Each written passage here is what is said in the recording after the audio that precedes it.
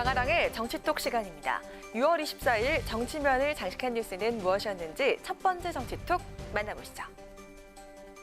북한이 최전방에 설치한 대남 확성기 방송시설을 철거하는 움직임이 포착돼 그 배경에 관심이 쏠리고 있습니다.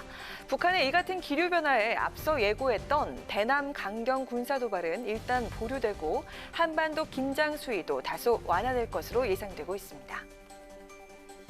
군 당국에 따르면 북한은 오늘 강원도 철원군 평화전망대 전방 북측 지역에 재설치한 대남 확성기 방송시설을 철거했다고 하는데요. 이 같은 움직임은 어제 김정은 국무위원장이 이례적으로 노동당 중앙군사위원회 예비회의를 화상으로 주재하고 대남 군사행동계획 보류를 지시한 데 따른 것으로 보입니다. 북한의 갑작스런 태도 변화를 놓고 다양한 분석이 나오고 있습니다.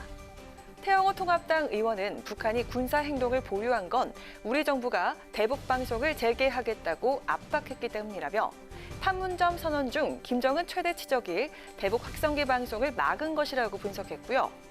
여기에 지난주 한미소통창구인 이도훈 외교부 한반도 평화교섭본부장이 미국을 방문한 만큼 북한이 절실하게 요구하는 미국의 태도 변화와 한미 간의 접촉의 결과를 지켜보겠다는 차원일 수도 있다는 분석이 나오고 있습니다.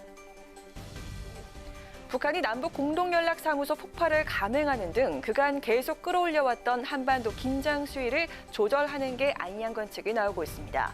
북한의 대남 강경 군사 도발이 일단 숨고르기에 들어간 만큼 우리 군 당국은 북한 속내를 좀 더 면밀하게 분석하면서 상황을 예의주시해야겠습니다.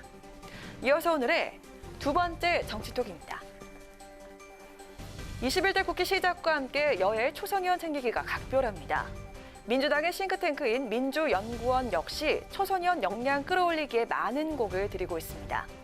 오늘은 국회의원 선배와 나누는 슬기로운 의원 생활을 주제로 초선의원 혁신 포럼을 개최했습니다. 민주연구원은 초선의원들의 입법과 정책 역량을 강화시키고 내실 있는 의정 활동을 지원하기 위해 초선의원 혁신 포럼을 4차례 개최한다고 밝혔습니다. 더불어민주당 대표 정치인이자 국회의원 출신의 여성 장관 4인의 강연을 통해서 초선의원과 슬기로운 의원 생활을 나누는 것이 근본 취지라고 설명했습니다. 오늘은 그 첫 시간으로 더불어민주당 4선 의원 출신인 박영선 중소벤처기업부 장관이 민주당 초선의원 82명을 대상으로 의정활동 노하우 전수에 나섰습니다.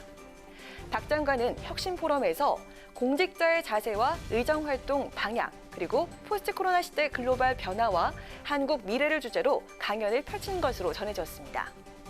이어 25일에는 추미애 법무부 장관, 7월 1일에는 윤해 사회부총리 겸 교육부 장관, 7월 2일에는 김현미 국토교통부 장관이 각각 강연자로 나설 예정이라고 하고요. 민주연구원은 정기국회 전까지 당정청 주요 인사 강연을 계속 이어갈 방침이라고 밝혔습니다.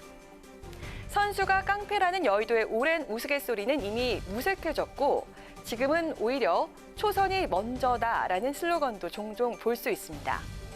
21대 국회 초선 의원은 전체 300명 중에 151명에 달하죠. 그만큼 달라진 새로운 국회 모습을 바라는 목소리가 큽니다. 더 젊어진 국회에서 보여줄 초선 의원들의 활약, 슬기로운 의원 생활은 어떠할지 기대해보겠습니다. 마지막으로 세 번째 오늘의 정치톡입니다. 최근 정치권이 백종원 대선 후보론으로 들썩이고 있습니다. 통합당의 킹메이커 김종인 비대위원장이 요식업계 대부이자 방송인 백종원 씨를 차기 대선 후보로 언급했기 때문인데요. 이에 보수 잠룡들이 백종원 관련 대표 질문에 답변했습니다. 그러면 원희룡 지사님은 백종원 같은 사람이라고 생각하십니까? 그렇게 돼야죠. 예전에 원희룡은 잊으십시오. 정도로 국민적 거부감이 없고 많은 분들과 스스럼 없이 소통이 잘 되는 인물을 찾아야 된다. 혹은 그런 인물이 되어라 하는 취지의 주문 아니겠습니까? 야권의 대표적인 잠룡으로 꼽히는 원희룡 제주지사와 오세훈 전 서울시장, 김종인 비대위원장이 쏘아올린 백종원 대권 후보론에 이같이 말했습니다.